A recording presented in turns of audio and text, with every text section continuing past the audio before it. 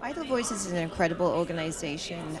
It's hard to sort of distill down what they do because their reach and their impact is so vast. But essentially, what they do is identify women leaders in developing or recovering communities, women who are either leading change in human rights or in the political realm or in the financial realm, or who are just really leading their communities to a more sustainable environment.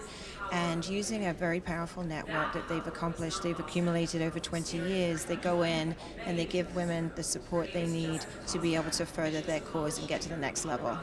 And how'd you get involved with them? Vital Voices contacted me about 3 or 4 years ago, and they asked me to be part of their program called the Global Ambassadors Program. It's a mentorship program where they select businesswomen from all over the world to go to different countries on week-long trips to mentor the women, and then after that, there's a big, follow-up program that goes on, online and emailing and so on. And you're here obviously for Power of Women. Who are some of the women that inspire you?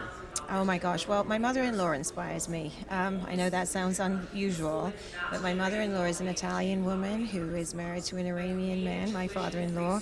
Wonderful, incredible people, and she lives half time in Tehran and half the time in Rome.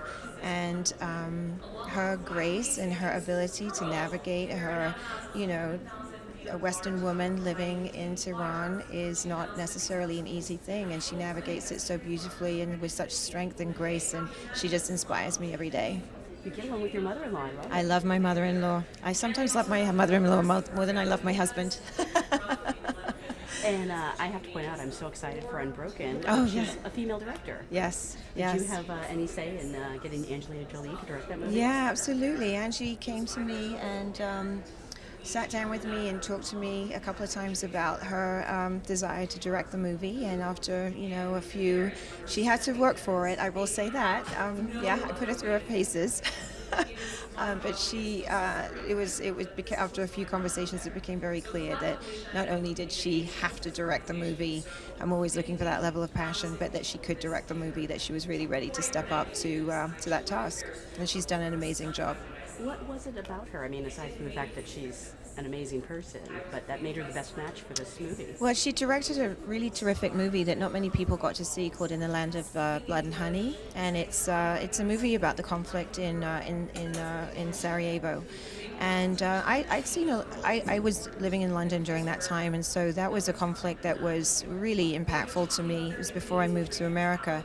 And I've seen almost every film about that conflict, and I thought her film was actually the most impactful and the most clear about what people were living through during that time. And the movie follows a story of a woman who is who is caught in a very difficult circumstance and has to persevere all the way throughout the conflict.